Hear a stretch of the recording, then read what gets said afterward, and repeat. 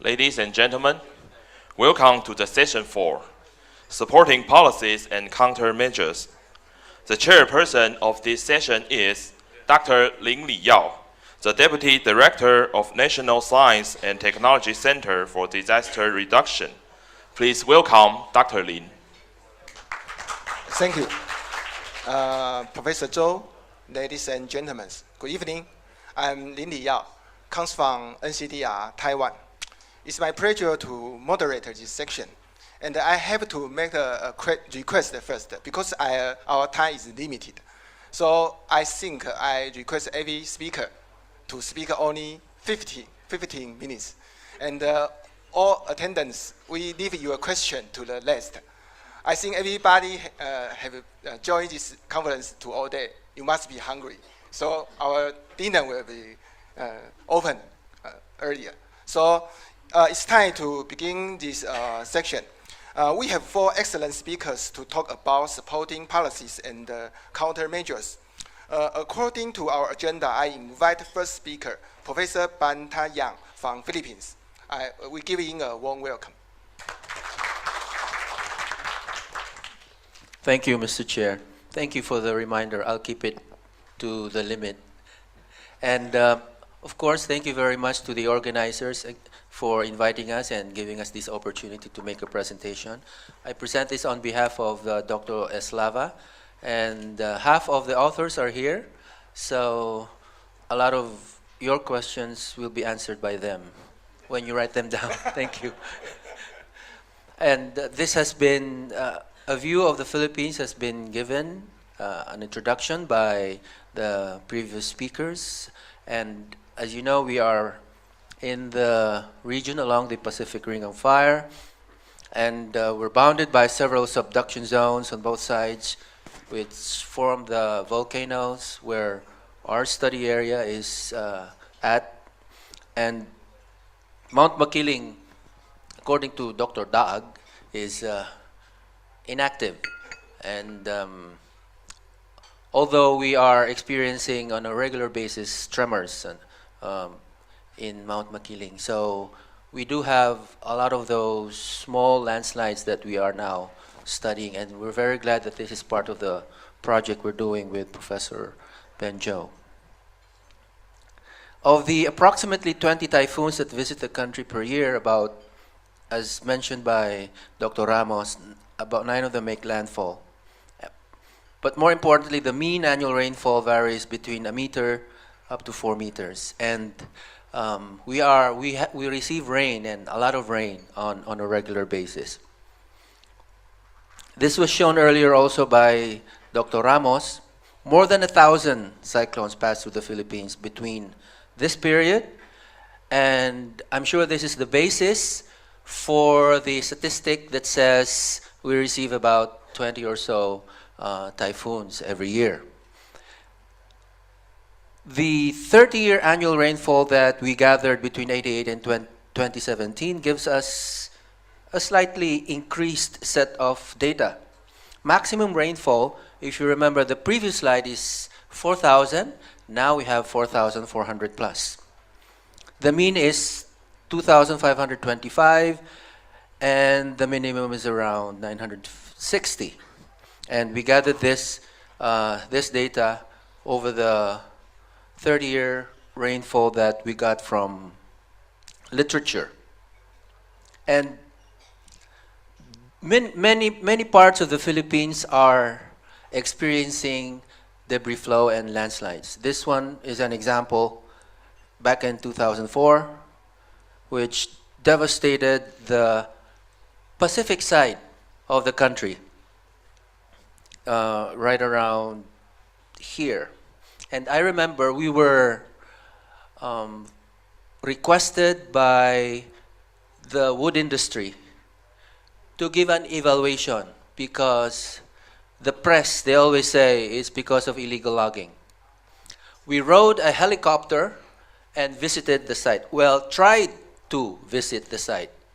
When we got to the section facing Dingalan, the pilot said, no, we cannot continue. A few months later, Director Punong Bayan of PVOLCS met an accident down there. So it's a treacherous area. This one now is in the Mindanao area. This occurred in 2012, Typhoon Bofa. And again, you have examples of landslides and debris flow. Typhoon Parma and Kachana, almost 10 years ago, devastated Manila. And I remember, because it occurred in Manila, the economic center of the country, everybody was really scared. No? And we were part of the multi-sectoral team from the Asian Development Bank, the FAO, the World Bank. Everybody came together to prepare what they call a post-disaster needs assessment. So a lot of people tried to put down, some estimates of the damage and what needs to be done.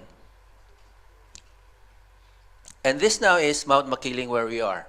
And I hope some of you can visit. Some of you have visited there. And this one is in its natural state. The water here is less than 1 meter. The width of it's not even a river, it's a creek. It's less than 1 meter. But after the devastation, it was 100 meter deep and more than 100 meters wide. So this killed a lot of people, no? But this is inside the forest reserve, so you don't see too much number there, no? And of course, 1 month ago, September 15, 2018, this occurred in the northern Philippines. This site is very mountainous. In fact, we call it the mountain province because of its terrain. And one more thing, this is the site of the 2,000-year-old Ifugao rice terraces. It is a practice of agriculture of the old people there, but naturally, it's really very rugged. No? And again, a few days later, because of the same typhoon, but not directly hit. And in the Philippines, we're saying now, you don't need a typhoon to have a landslide. No? Because of the intensity, and because of the short duration, and because of the power of the rainfall drops that happen on a very, very short period of time. And this occurred on an island in the central Philippines, in Cebu. This is another example. And what is now happening here this is a destructive natural phenomena and occurring in volcanic areas. And as I mentioned, usually with high relief, rugged terrain, and with underlying rocks weakened by previous geothermal activities. By the way, Mount Makiling hosts one of the biggest geothermal plants in the country. And the Philippines is second in the world in terms of geothermal production. And this is the recent landslide that we are now studying. So, what do we want to do? We want to generate empirical, weather index-based, and spatially explicit landslide early warning system for different regions in the Philippines. And we want to develop that particularly for a protocol or a pilot for Mount Makiling. So, we want to populate the country's landslide database using people, using volunteers, no? Using victims, in fact, no? The public, and correlate these occurrences with weather parameters to generate the intensity, duration, threshold. What Professor Jean was talking about, the trigger. What is that trigger? And in literature, I is the average rainfall intensity in millimeters per hour. D is the duration from the beginning of the rainfall event to landslide occurrence. And this is the relationship we are looking for, and to develop this formula. So here it appears that it will take about an intensity of 91 millimeters to trigger the landslide. We mentioned that the nearest literature with similar geologic nature for the country is Taiwan. And we base our study on this side. And this one is saying it will take about an intensity of 115 millimeters to trigger the landslide. What is it now for the Philippines? So this is a study, a recent study by Chen et al. And the formula is telling us this value between an intensity of 2, the duration of 2 and 71 hours. Now in the Philippines, and it's good Dr. Daag is here, these are the different deposit types for unconsolidated pyroclastics. This one is the equation done by colleagues over the years. Older volcanic deposits in Manito by Dr. Daag and his colleague, and a few others. And the difficulty here is there are not enough data on the ground. So in the study by Dr. Daag, this is the critical line, For an intensity of about 15.7, it will most probably trigger the landslide. So given this lack of data, we want to tap into what we call the public, the citizen science, through news reports, through social media, and I will show later on an example of a website that the project developed to encourage people to report landslide occurrences. This was shown earlier. This is on Mount Makiling. This one in Mindanao. And of course, updates from the NDRMC, the Office of Civil Defense. Of course, generate, as I mentioned, data through crowdsourcing, and this is the website. So from a contributor needing to register, we will populate the database on landslides and the intensity of the landslides and where they occur. So this is an example of the user interface of the website. We call it Ligtas. I'll show you later what Ligtas stands for. It's an acronym. So there's a possibility to put the time of event and who the contributor is. And these are collected, well, you can also report through the Facebook or through the website. And there's a map of the Philippines for the secondary data that we have collected so far. Now, this project Ligtas shows reports from social media and the portal or the website. This is an example of the data that we have gathered for the month as of September. No?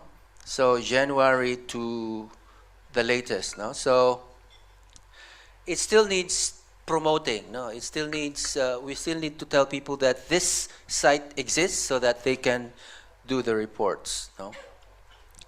So what we're now seeing is that when the hourly rainfall surpasses 4 millimeters, it has to start the modeling. It has to start the, the monitoring. Now, unfortunately, synoptic stations currently only provide daily rainfall data, so we need to generate what we call the intensity duration model. And this is an example. That's why I was interested with Dr. Samuel's slide on antecedent rainfall. And I'll show the summary. This is the summary of the ID comparisons for different areas. Note the critical value for the current data that we have. It's still low. So what we are now saying is landslide database can be improved by the public through crowdsourcing. The threshold for the Philippines appears to be lower than for other nearby countries with similar geology. So to improve data collection, we need to improve the statistics by crowdsourcing and more accurate rainfall data. And that means instrumentation. So LIGTAS is really landslide geophysical studies, intensity gauging, alert system for a safer nation. So thank you very much. Okay, we thank Dr. Bantaya's sharing. And we know in Taiwan we have the same problems, and we have many data have to analysis. So maybe later we can talk about this topic. Next, I will invite speaker Dr. Su. He worked for NCDR, and he was talking about assessment and the monitoring of creeping landslide. We give him a warm welcome. Okay, thank you everyone. It's nice to be here, and I'm going to talk about assessment and the monitoring of creeping landslide by multi-temporal interferometries. And this work is done by Mrs. Liu. I'm Su Yanfeng from National Science and Technology for Center for Disaster Reduction. And here is the outline. I'm going through the methodology and some results of case study in Qingjin and the Rushan area, which is located in the central Taiwan, and some summarize. And in recent year, we all know there are many landslide events occur around the world. So, such as in 2015 in Guatemala, and 2016 Sri Lanka, and 2017 in China. And in Taiwan, we also have there are some landslide events draw our attention, such as in 1999 Shaolin landslide, and in 2009 Shaolin village after the Typhoon Murak, which is also mentioned by Dr. in this morning. And actually in 2010, the Highway 3 in northern Taiwan also have a landslide. This event is very special because when these events occur, we cannot find any clear events such as rainfall or earthquakes during this period. So that's why make this event very special. And here is an example shows how the landslide, when using SAR imageries, we can measure the slope land moving from the time of period. So before the landslide occur, we find that there are some area is moving in this area. This slide shows the example in the Xinmo village in China. So using these satellite images, we cannot know when the landslide will occur, but at least we can know where is the location. They have maybe already have some movement in this area and during some period.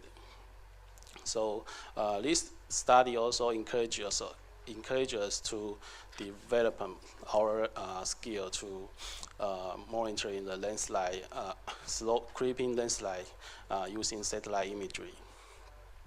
So if we can identify some area which is potential to happen the landslide, we can further use this some model to simulate the landslide. Here shows an example in Lusan area, which is also done by Mrs. Liu, and that's why we try to develop our skill to using satellite imagery. So for methodology, the data we use is kind of SAR imagery.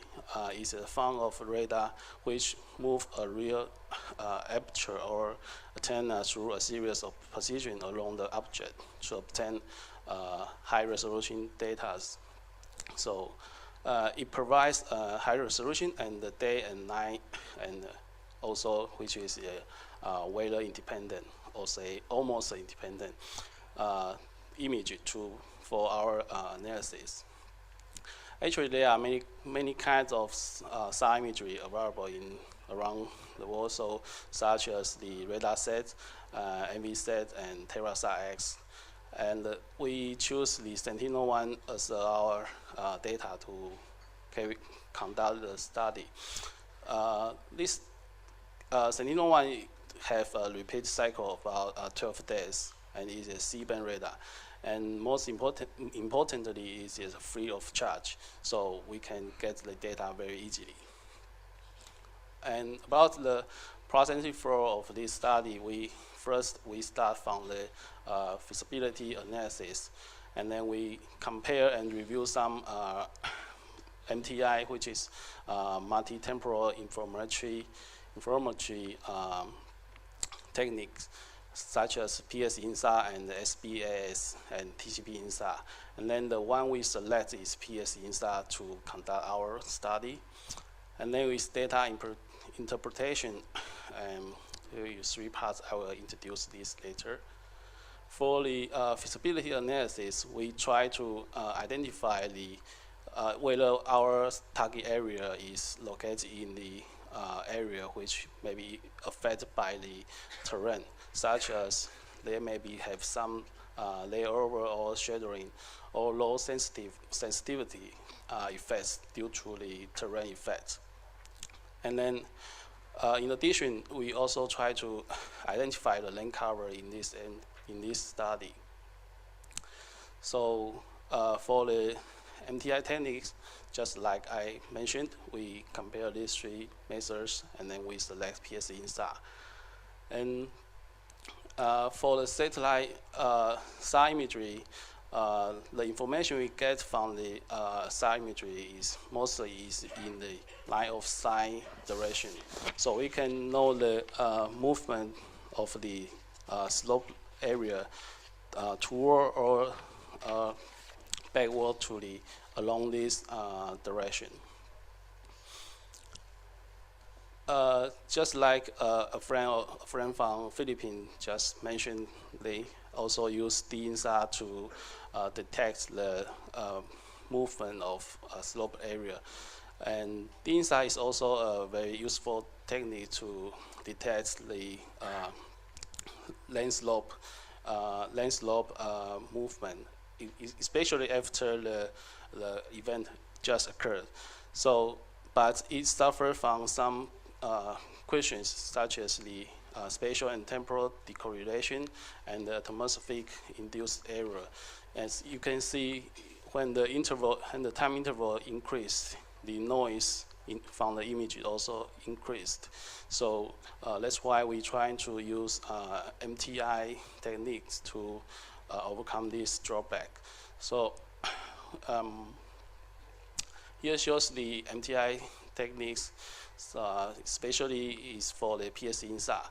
PS-INSAR is a technique we try to identify a stable and strong scatter, such as building or bridge or rocks in the area. So if a pixel in this has a strong scatter, we can identify this pixel and use this as a as a target to detect the movement of the surface. Okay. And if in the study we combine two software together, because if we use Snap, this software, we can only do the DINSA. If we're trying to do the MTI, we need another software which is STEMPS. So we combine this software together to do our study. And finally is the data interpretation. During the data process, we have to determine a threshold for activity. So the stable threshold must contain a certain percentage, such as 68% of the PS data. So you can consider this as a normal distribution. So we apply a threshold, maybe 3 millimeter per year. Then we can do our following studies. Then, as I said, most of the study represent their results in the light of sight direction, which is the direction where the satellite looking at. So we convert this information to the surface slope, surface, so we can get more directory insight of these results. And if we have ascending and descending path information imagery, so we can convert the result into east and west direction component and the vertical component by these methods. So here I'm going to show some result of case study. And to select a proper study area, we take the potential large-scale landslide area provided by Central Geographical Survey in Taiwan as a reference to select the area. So the area we select is located in Central Taiwan. Here is Qingjin area, and another is Lushan area. And for the result of feasibility analysis, we try to identify the topographic effect. So we can see most of this area is suffer from the low sensitivity, and some area is suffer from the lower layover, especially for the Lushan area. Most of the area is suffer from the low sensitivity. So that makes very difficult to get PS points in this area. So here is the result. We used about 66 imagery during 2014 to 2017, and we identified some area which has quicker movement in this period. One is in the Greenland, one is close to the green grassland, and the other is close to the small Swiss garden. Both of them are popular attraction for tourists. So let's provide critical information about this area. Then here's the results of the ascending SAR imagery and the descending SAR imagery. They show similar pattern, but because they have different viewing directions, so the color here is different. So we try to convert this result to a more directory figure to give information. So we convert it to the slope surface direction. So and represents the value with the color. Red color represents faster movement. So then you can see the direction here. So for this line shows the ridges and or the mountain line here. So the movement of this area is toward the east and downward, and also in this patch. But in the Lusan area, as you can see, we can only get some PS point here. Most of this area we cannot get better PS points. So if we convert it into vertical component and east and west component, it should be more clear here. For example, in the right panel, the area here is moved toward the east, and this area is moved toward the west.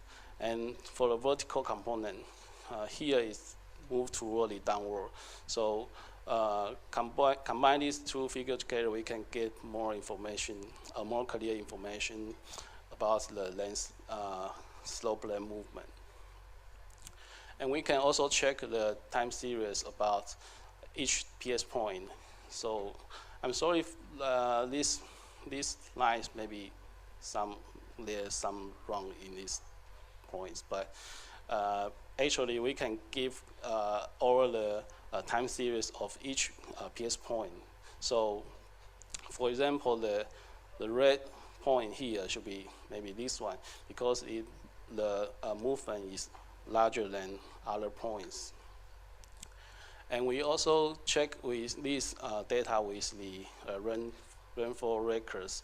It shows that after 13 June heavy rainfall, there is a large displacement of the slope area, because we can also verify from the reports of CGS found before the event and after the event.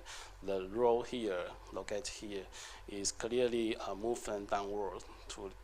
So this also encourages us to the value of this technique. Okay, to summarize, with the Sentinel images, we give preliminary results indicate that obvious creeping phenomena in changing farm area, and for Lusan area we cannot get very good result because the terrain effect. And we also have many feature works to do, such as we need to combine the effect of land cover to do a better analysis. And we also need to consider the seasonal variation or other factors to discuss more comprehensive. So thank you, that will be all. Thank you. Okay, thanks, Dr. Su. From the first two speakers, we can know they have all mentioned the same thing, early warning. They know different methodology and use some tools to hope to make some predict to know where will make the landslide or debris flow. Okay, the question maybe we can talk about in our discussion section. Next, I will invite the next speaker, Dr. Kui. His talk title is Assessment of Communication Media for Hazard Preparedness. We give her a warm welcome. Thank you, Director Lin. Good afternoon, everyone. I would like to thank the organizers, especially the team of Dr. Benzo, for the opportunity of presenting here and coming here in Taiwan for this activity.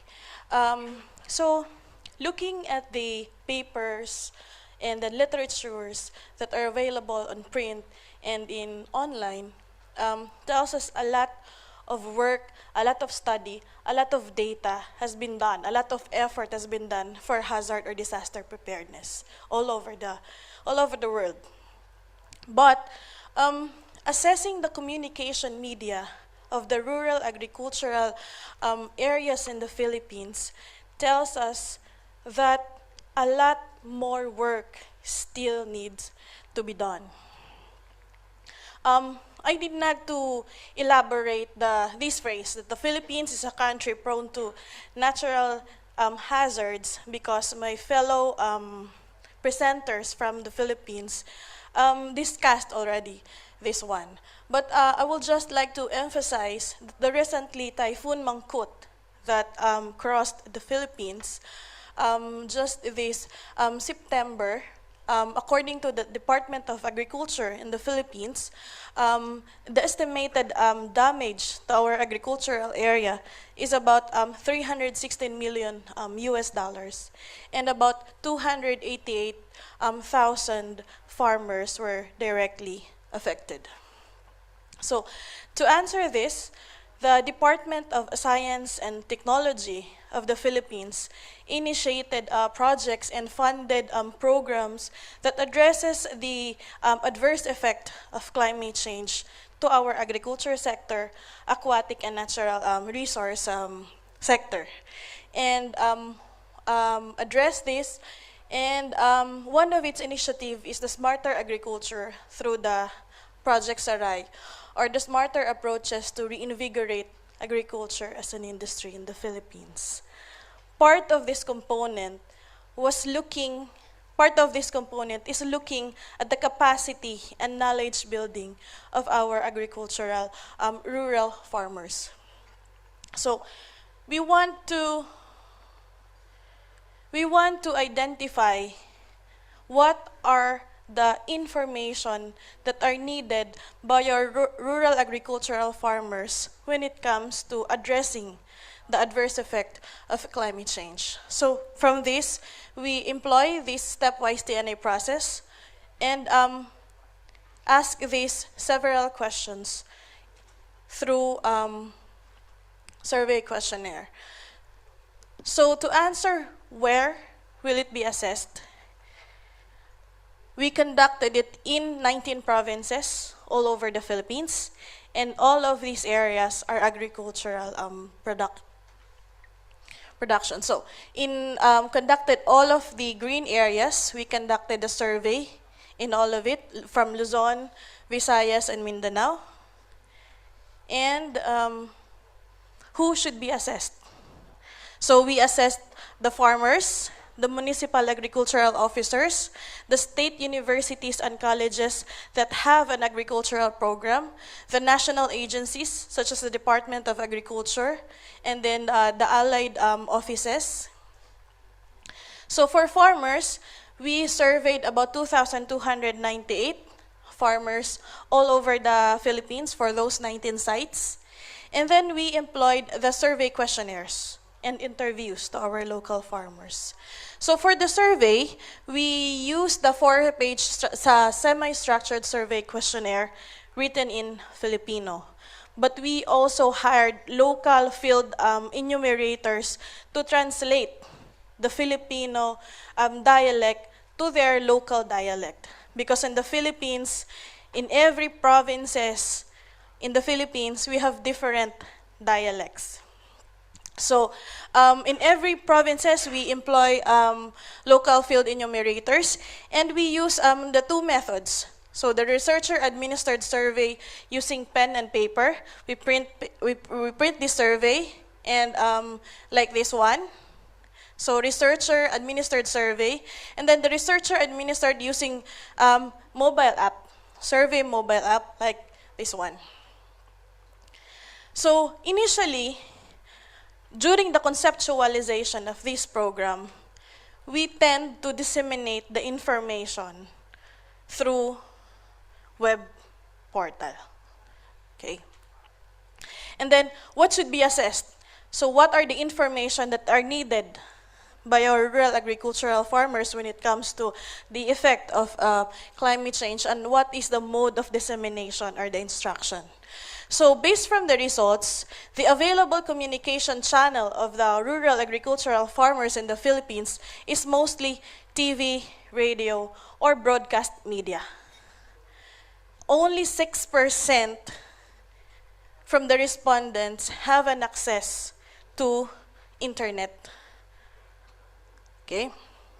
And then the sources of agricultural related information is mostly the municipal agricultural officers, the agricultural extension workers, or the fellow farmers, meaning interpersonal communication. They can gain more information through interpersonal communication, person-to-person communication, followed by the broadcast media, and then print media, and modern technology, or the internet.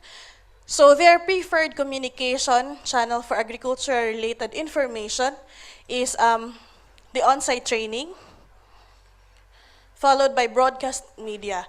So from this, we look again to our methods and have it rethink what are now our platform. So initially, we are thinking to disseminate the information via web because when we are conceptualizing this one, we came across with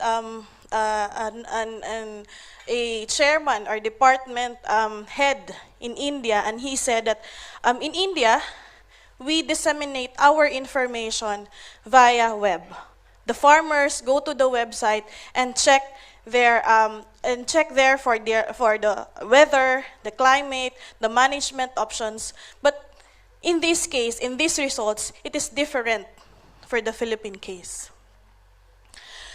We also assess the knowledge of our rural agricultural farmers when it comes to climate change. So we ask them, do you know what is climate change? Yes, 70% of them knows what is climate change. And according to them, climate change affects them by these factors. And the 30% of the farmers that we interviewed said no, they don't know about climate change. And when asked, sometimes we ask farmers, do you know what's climate change? Yes. But when asked what is climate change, they answered pag-aabono. You know what's pag-aabono? Pag-aabono in English is applying a fertilizer to a plant. Yes, that's what they perceived, or that's what they know about climate change. And the other one is, do you know what's climate change? Yes. What is climate change? It is a project of the government. So as you can see, a lot more things, a lot more effort still needs to be done. We are questioning ourselves, do we really reach our target audiences or stakeholders by this information? And the next is knowledge, also under the knowledge and climate change. The climate change adaptation measures what do they do to cope up the effects of climate change. Majority of them answered none, or we just pray. But some of them attended trainings or farmer field school, got other sources of income. They tend to plant other crops, used planting calendars, and the rest. So for conclusion, know your audience. We have to assess first who our audience and who are our intended stakeholders. The radio and TV are available and cost-effective medium, but high cost in production. For mobile phones, this is an area of significant development, and back to basic communication is the most effective information dissemination. Again, the availability, accessibility, usability, and preferability are the factors governing the adaptation of communication, and no one size fits all. Thank you very much. Okay, thanks, Dr. Kui. It's a very interesting issue. And we will invite the next speaker, Professor Wang Chongjie. He will talk about the heavy rainfall quantitative precipitation forecast and Taiwan using a cloud results model. Wow, too long. We're giving a welcome. Thank you, Chairman. So I'll be talking about something a little different. It's a quantitative precipitation forecast in Taiwan using a high-resolution model. So, sorry, this is my outline. So first, the focus is mainly why we want to use the cloud resolving model for rainfall forecast in Taiwan. Then I'll show you the at short range within 3 days how the model performs, and then how can we get ensemble from and make further improvement. Then the conclusion and summary. So we've been using this model called CRAS, Cloud Resolving Storm Simulator, since almost more than 10 years ago. And now we run it operationally, routinely 4 times a day, and use NCEP GFS, Global Analysis and Forecast results. So now it's provided on a 0.5 by 0.5 grid. So we do it 4 times a day, and at short range out to 78 hours. That's within basically within 3 days. But we achieved the grid space of 2.5 kilometers since 2010. So it's been about 8 years, and we provide our forecast result to TTFRI, the Taiwan Typhoon Flood Research Institute, routinely. And here's my website. So at the beginning, we could only have a smaller domain like this. It's not very big, but its entire domain is 2.5 kilometer high resolution grid. And since 2012, we could enlarge the domain a little bit bigger, and this year we further enlarged that. And if you go to my website, but basically we have different kinds of forecasts. So this is the short range within 3-day forecast at 2.5. But later I'll also be talking about an 8-day for longer range forecast for even for a bigger domain that we started to do since 2012. So it's also already for several years. Okay, so the verification of 24-hour QPFs is very standard. We just calculate the threat score and bias score. These are the 2 scores I'll be showing for today. Over at the rain gauge site over Taiwan. So it's fairly evenly distributed, but still you can see that in the deep interior of mountains, there are relatively few sites. But we interpolate the model results onto the observation, the gauge sites. Then basically for each accumulation period, we just count the number of points falling into different color regions and come up with the scores. So it's, the rain gauge is about 450 of them over Taiwan. So maybe I can show you something like this to give you a little taste. This is the standard verification routinely done at CWB. And I used the 2014 results. So these are global models. Of course, they are more coarse in resolution. And these are regional models, and these are different thresholds. Also, this is a day 1 QPF, so 0 to 24 hour. Okay, and this is the official forecast made by the forecasters. So you can see, for example, the light pink area. You can see that for regional models, they have higher score at the 300 millimeter in 24 hour. Compared to global model because they have higher resolution. They are more capable in producing the heavier rainfall. Okay, so the threat score is about at 300 millimeters, about 0.2. So some higher, some lower. And for the same season, if you compare these are 5 kilometer models, and the same as these regional models, with the CREST result. CREST is 2.5 kilometer. Then it also shows the threat score and bias score. The threat scores are the curves. At low thresholds like 50 and 130, the difference is very small. But when you go to higher thresholds, say for 350, you can see that the 5 kilometer models are here, and the threat score for CRAS is the green cross is here. It's more than 0.3. And these are lower than 0.2, so you see a difference. Then the bars are bias score, so the scales are on the left-hand side. So you can see that what the model typically do is that they over-forecast light rainfall because the bias is greater than 1. but under forecast heavy rainfall like this. So, but for crest, it's the green one. So you can see it's all the way very close to 1. So it has least over forecast for the low thresholds, but also least under forecast for high thresholds. So you can see that when compared to global model, the region model has performs better, but compared to 5 km model, the cloud resolving 2.5 km model also performs better. That's why we want to go into higher resolution. So next I'll show you very quickly the overall result for typhoons.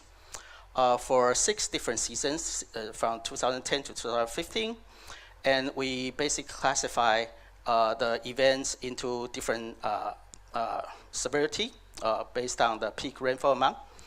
And these are the tracks. But the overall threat score, this is a day 1 threat score. So for all the cases, almost 200 24-hour time segments to be verified, including 00 to 00Z and 12 to 12Zs.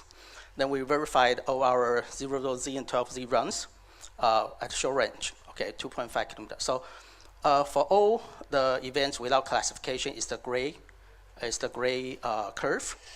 But you can see that for bigger events that can reach a higher peak rainfall, the score is also at the same threshold, will also be higher.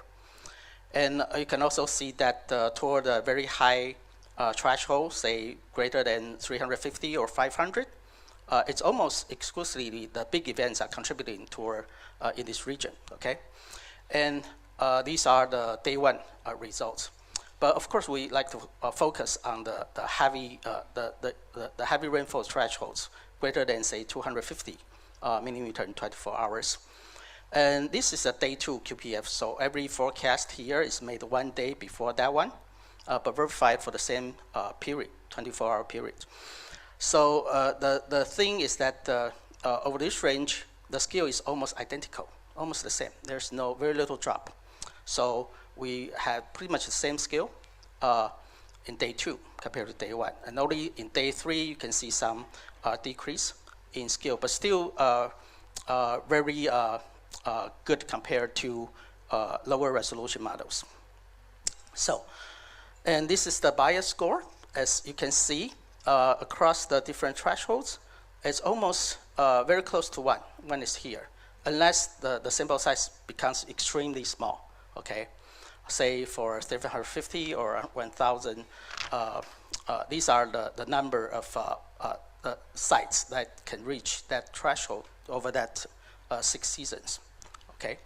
So the total point is like 86,000, but only 3 can reach. So it's very rare, okay? And for day 2 is almost the same, and day 3 is the same, so pretty much the same. But you can see some, so to speak, under forecast. But because for bigger events, the day 3, once you have a larger track error, the tendency that the typhoon is predicted to be not as close to Taiwan. So it's natural to have under forecast like that. Okay, so here is one example of a real forecast for Typhoon Sulik. That's in 2013. And we can make a direct comparison with the radar loop. And that forecast when we made here, when typhoon is here.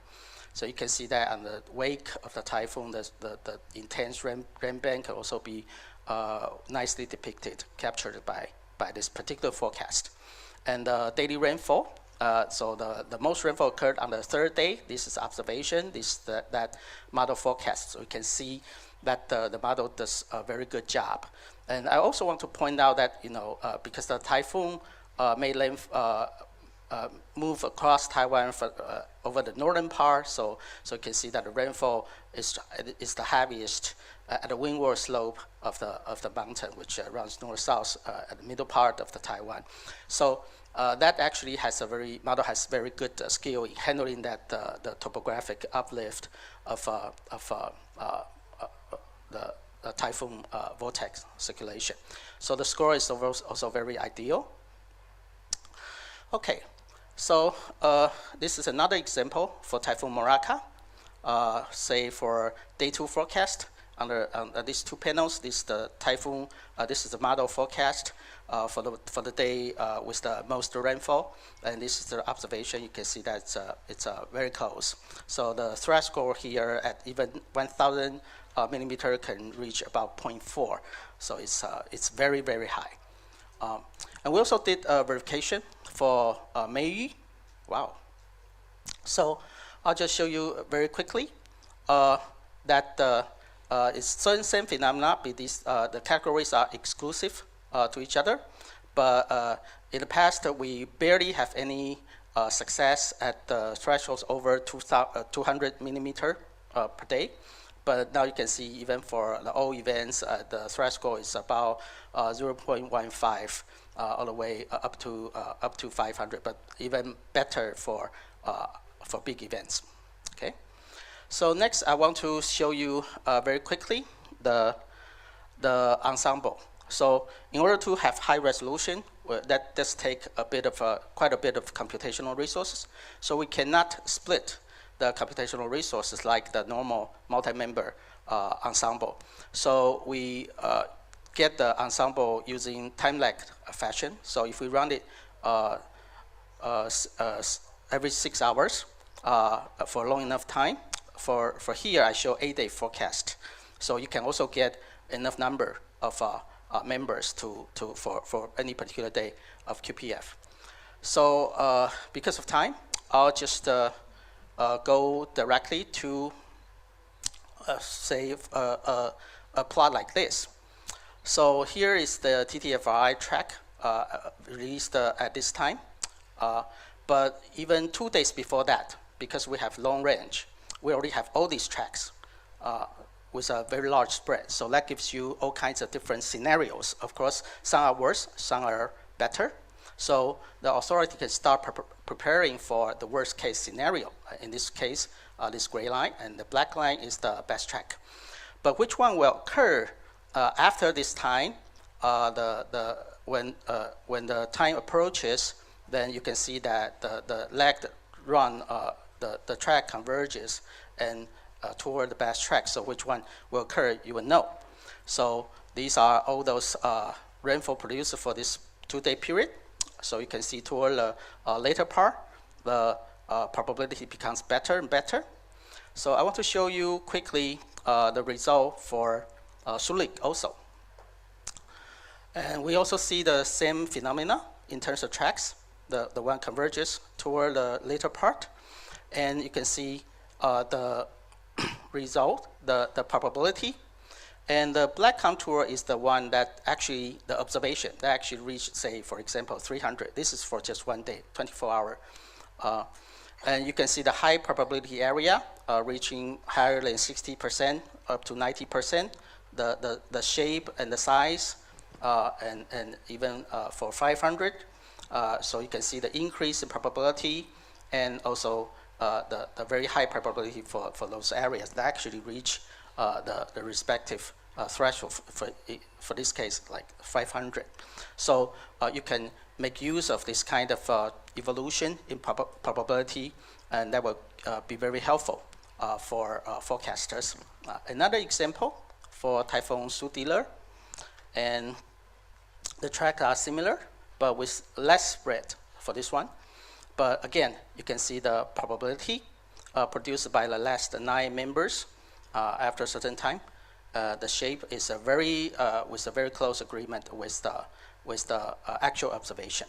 So that's my conclusion. So I show you the score. We have made significant progress, improvement in terms of scores. And the high resolution time-lagged ensemble can also give you very good results, especially rainfall. It has very little under forecast for heavy rainfall, the extreme thresholds, but also very good probability information like I just showed you. So that would be very useful. Thank you. Okay. Thanks, Professor Wang. Okay, it's come to the time to comment and question. Anyone first? Oh, sure. Hi, I have a question for the Professor Bentayan. And the landslide you mentioned in September this year, and we read from newspaper that the area is for mining. So did you think this could be one of the reasons the landslide occurred? Yes, that's correct. It's in fact it's there is a loophole in our law that you very strict rules for large mining companies, but the government allows small, mining to occur.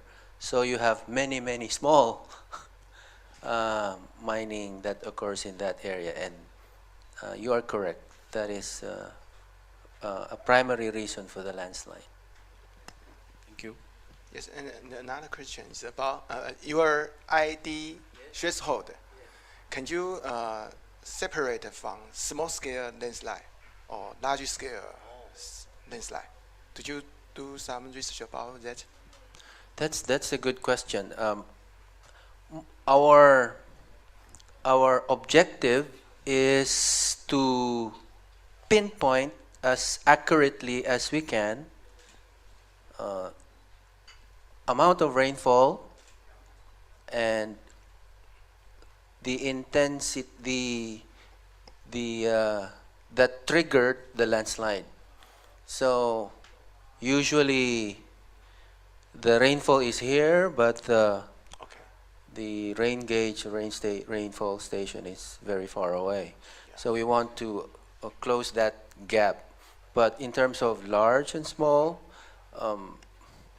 we don't know yet. Yeah. Yes. So could you comment how do you use this research result to do the practice for the real time, or just you say early warning? Oh yeah. The purpose of generating the ID threshold is when we know the characteristic of the area and there is a prediction of the rainfall that is coming, we can warn the area that at this period of time the intensity will be like this, so it will be critical, so people will be warned to So evacuate. a noise and notice the Yes. residents. Yeah. Yes. Hopefully it's real time, but we're not there yet. Okay. Thank you. Any comment or questions? Please. My question is about the from Dr. Lu about interferometry. I think you're using the Sentinel-1, and I think some of the problem we have maybe the area that you want to assess are they have a lot of vegetation because it's on the mountain slope. There's a lot of forest. Have you compared the results using this Sentinel-1 and versus the ALOS-2, which is would the Sentinel-1's already good even if you have thick forest vegetation for your result? Sorry.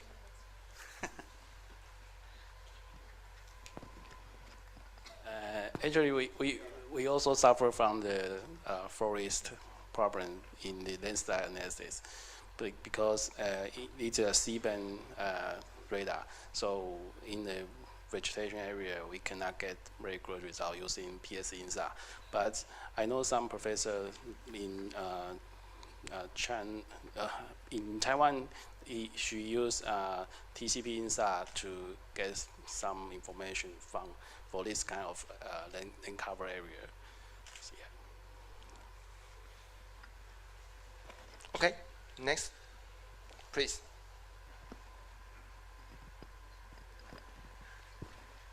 我用中文讲哈，我想请教的是那个苏元峰博士。是这样，像雷达影像在台湾的应用也很广了哈。那我们也应用这个技术在做大规模崩塌这样的一个判识。那事实上，我们因为现在去判断地形的升或降，可能是从不同的时期的雷达影像来做一个判断。但这两个时期之间可能会产生土壤充实，也会有地形地壳隆起这样的一个作用。那现在所呈现出来这样的一个地形的沉降或者是抬升的这样的情形，要怎么样判断它是不是真正的一个是因为可能是崩塌或是什么样的原因造成，而不是因为土壤充实或者是地形抬升所造成这样的一个现象。Okay, this is a very good question because we cannot using this single data set to answer all these questions. Because maybe we need some more data such as GPS and maybe some other field survey data to answer this question. Because for now the TCP INSAR technique cannot separate the information whether it is from the movement of the slopeland or it is the question like it is the reason like you just mentioned the uplift of the earth. Oh, sorry, I forgot that. So, I think we need more work to answer this question. So, many future work to do. May I follow, Dr. Su? Could you comment on how do you use this result to do you say early warning? Oh, okay. This is a tough question, especially from my boss. And I think this is very difficult to answer that but we use this technique. We can scan the area. Maybe we don't know there is a movement of the slopeland, but once we locate the area, we can put more effort to this area to make better study. So for the early warning, I think we need more work to do to analyze the information we get. So just you said the monitoring is important, right? Yes, yes. You use high resolution time period to monitoring the landslide. Maybe will occur. Just right. Yeah. Okay. Yeah. Thank you. Any comment or questions? Professor Zhou. Yeah, I have a question for Bentayan that this intensity duration threshold for the landslide. Can you describe currently the data you showed, how you select the rainfall data also from the rain gauge station? Because what I know that currently in the Philippines it's not really dense enough. So when you encounter this kind of a problem and this location you have landslide and the rainfall is kind of far away, but how you relate these two parameters together? Yeah. Yes, thank you. Thank you for the question. You are correct in your observation that rainfall stations in the country is very sparse. They are distant from each other, and the occurrence of landslides usually do not have a nearby rainfall station. What we are trying to do is to promote reporting from the public. I showed a portal that will help people who have experienced landslide to access the portal and report it in the web or through social media. As you saw the initial results, it's underestimated, and we would like to improve that situation so that it will be comparable to literature, the studies that have been done. Thank you. In your presentation, that the intensity, the rainfall to, to trigger all the, for the landslide is kind of low. It's too small. It's too, yeah, it's too too small. weak. Yeah. Rainfall is Correct. Yeah. Yes. Okay, any common questions?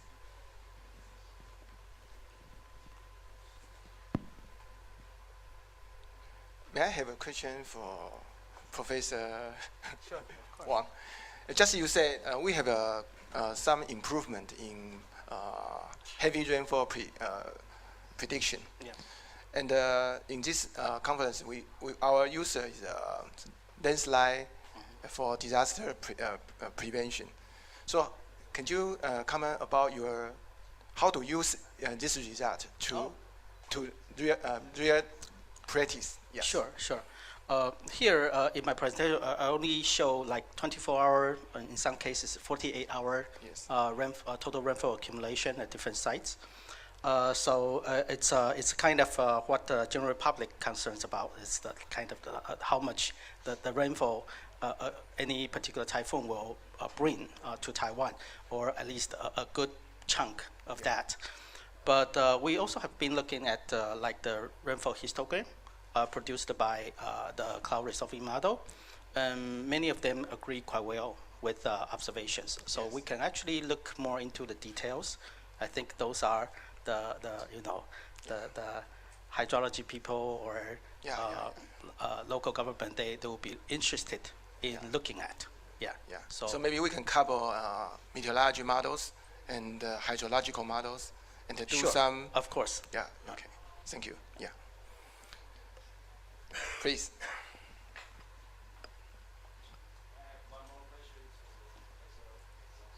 Yes. Is your model can catch the signal of short duration and high intensive rainfall events? Well, for those kind of short duration, high intensity rainfall events like afternoon thunderstorms, usually it's more difficult for the models to predict the location correctly, because in order to for that part, you need to have the initiation of, say, the afternoon thunderstorm in the correct location, and that depends on oftentimes the details of inside the boundary layer of the atmosphere, and also a realistic forecast or simulation of the land sea breeze. So that is more difficult because the predictability of such localized smaller storms are lower. The predictability is lower, but we can also use the ensemble approach to see, if most of the models or higher more members of high resolution models predict the storm at a particular location, that the chances are they are more likely to develop there. But of course, the detailed observation to have a good description of the initial conditions also important for the model. But in general, the lead time of this kind of event is shorter, of course. Yeah. Okay. I think the time comes to the end. We have short questions.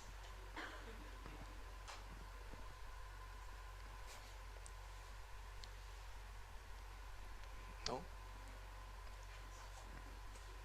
If no questions, the next section is a discussion section. Right. So maybe we can continue. No. Maybe I give this moderator to our conference moderator. Yeah. Okay, ladies and gentlemen, thanks to the speaker and also thanks to the chairman, Dr. Lin. Give him a big hand. Now the session for today has now all finished. Thank you all for your participation. Now let us welcome Professor Ben Zhou from Department of Atmospheric Science of National Taiwan University for the closing remark. Welcome, Professor Zhou. Hello, everyone. Now it's to the end of today's conference. I enjoyed very much for the whole day's speeches. Okay, starting from 9, and now it's about 4:30. And we schedule have 5 minutes for this conclusion session. 5 minutes is too short. We can speak maybe 20 minutes. And also the Director General Lee, and he will speak some, right? Something, and later. At the beginning, I would like to say that today we total have 15 talks.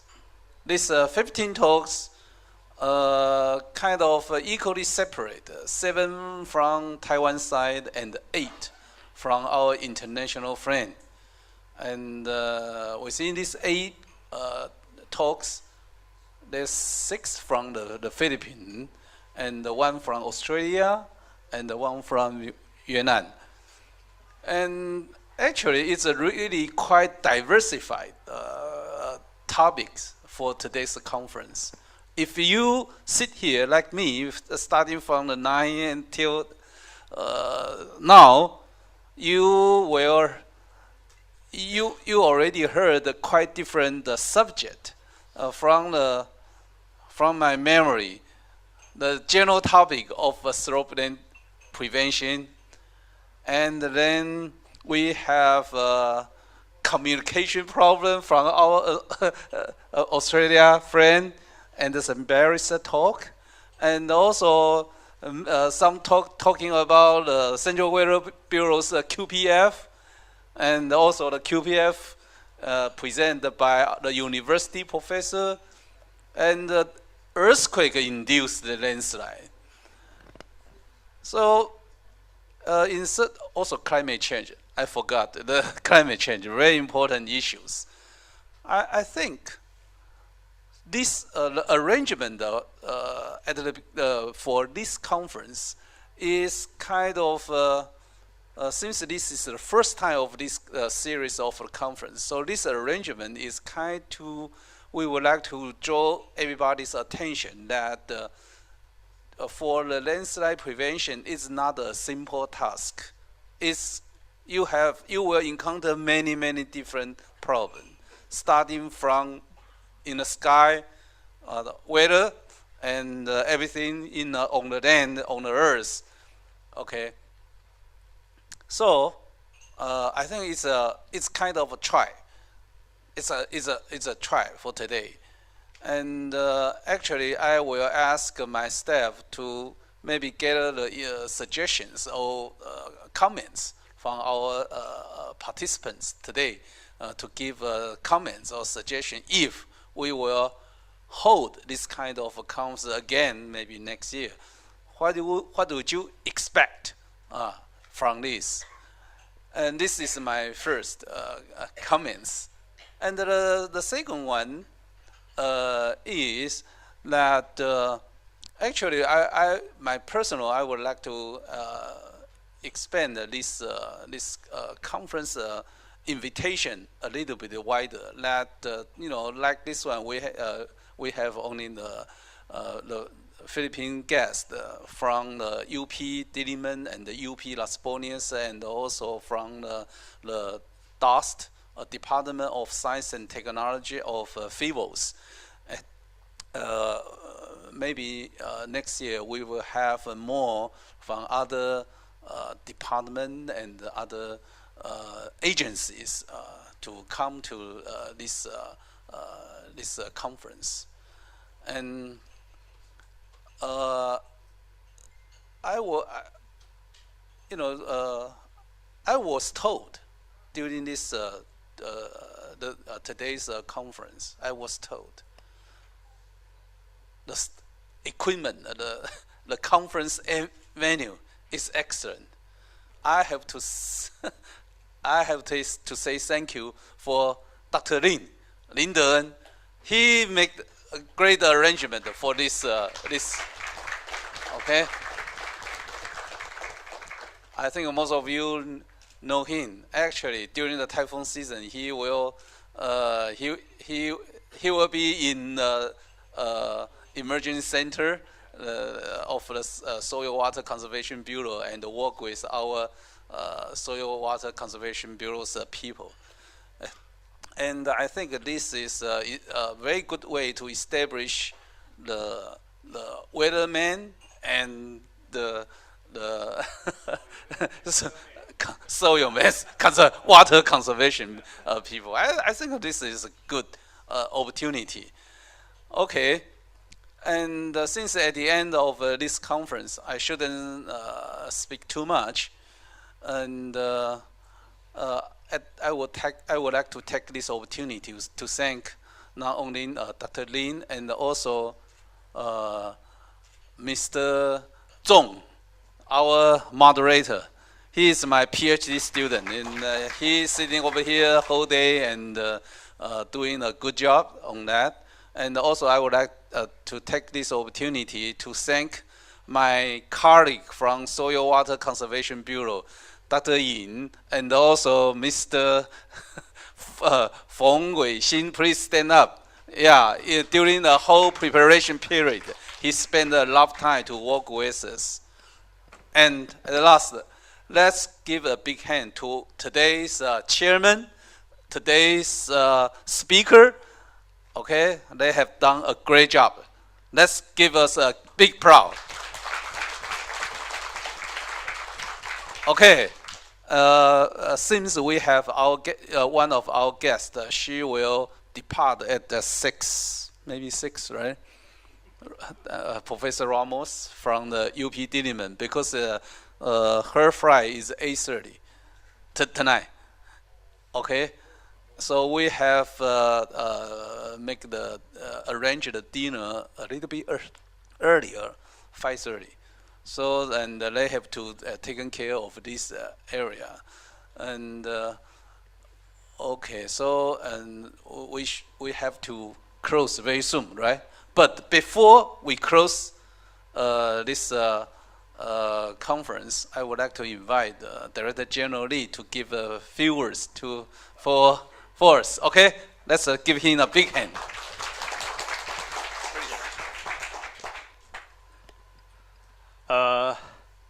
我用中文讲会比较清楚了哈，所以对不起外宾哈，那个可能你们要戴个耳机。OK， 再次谢谢我们各位贵宾，各位老师、专家学者哈，从早上9点一参加到现在哈，已经大概到下午4点半了哈，非常的辛苦哈。那今天总共有大概有15位的 speaker 哈，还有我们有4位的这个主持人啊，非常谢谢大家。那同时我会特别感谢我们这个台大大气系我们周老师所领导的团队哈，啊今天的安排哈，那他不只是这次的那个替我们办理这样的一个研讨会，他同时也是我们在最近这几年哈，在台风应变的过程里面呢，非常重要的 partner 哈，他们给我们非常多的资讯啊，给我们很多的建议啊，让我们在防灾应变的时候啊比较顺畅，而且也证明非常的成功哈，让我们台湾的这个防灾的成效啊能够非常的有很好的成绩表现出来哈。减少非常多的灾害的损失哈，这个再次的谢谢我们周老师的团队，好，谢谢。那今天会特别办理这样子的一个研讨会，主要是说台湾面临了非常多的天然灾害的冲击哈，当然我们面对的环境跟菲律宾、跟越南，或者是说跟澳洲哈都有很相似哈。我们都在太平洋的这一块这个周围哈，那所以呢有台风、有地震，有洪水哈，那么菲律宾还有这个火山啊，还有火山，所以大家面临同样的环境啊，所以也有可能同样的一个灾害的结果。那所以呢，我们都各自非常努力的，希望能够来处理这些灾害的情形。所以各国也都在非常努力的去研究怎么样面临土石流或者崩塌或者是洪水的问题哈。那么借着这样的一个国际研讨会就互相的来学习，互相来交换意见互相来分享经验哈。那我觉得今天因为我过程里面有几次的电话需要接，所以我就出去了一下子哈，所以有些东西我不一定听得到哈不过看到事后大家在发问问题也非常的热烈，代表说大家对这个议题也非常感兴趣哈。那我觉得这个研讨会算是非常成功。好，那未来我们还有很多的想法哈，希望在让我们这个东南亚的朋友或者是这个各个有这样共同经验的国家都能够互相分享，所以未来我们会想继续办类似的研讨会，然后来大家分享哈，然后为我们整个的各国的防灾能够更进一步当然我们同时希望能够促进各国的合作哈。如果有一些计划适合大家共同来合作、共同来完成的话呢，那么也是非常好的一件事情哈。那除了今天研讨会以外，好像还有一些贵宾是未来的几天会到我们台湾各地去参访我们安排的一些地点让大家更了解台湾在做防灾工作上的一些努力，或者说有一些可以展示的一个成果给大家看那我希望未来这几天这个在交流和学习的过程里面我们一定会这个知无不言，言无不尽我会尽量让大家分享那也希望我们的外国贵宾也能够这个开诚布公的让我们能够学习各国的经验那我也同时在这边也祝福我们的在座的贵宾，包括我们的外国的贵宾都能够身体健康，万事如意在工作上能够有更大的进展，为各国人民都能够创造更好的绩效。好，谢谢大家，谢谢，谢谢，谢谢。Thanks to Professor Zhou and Director General Li. Before the conference ends, there are some announcements. For the honorable guests who have the invitation letter, the banquet will held in the same place we have lunch. So please move to the dining hall. And when you leave, don't forget your own stuff. Please leave the interpreter machine on the table. Thank you. 各位贵宾。我们持有晚上邀请函的贵宾，麻烦请移驾到中午的用餐的餐厅。那我们有准备一些点心，那在晚饭之前，大家可以做一些讨论。有借用口译机的来宾麻烦请将你的口译机拿回前台的地方归还。那今天特别非常感谢各位参与。Thank you for your all participants. Thank you very much. Thank you.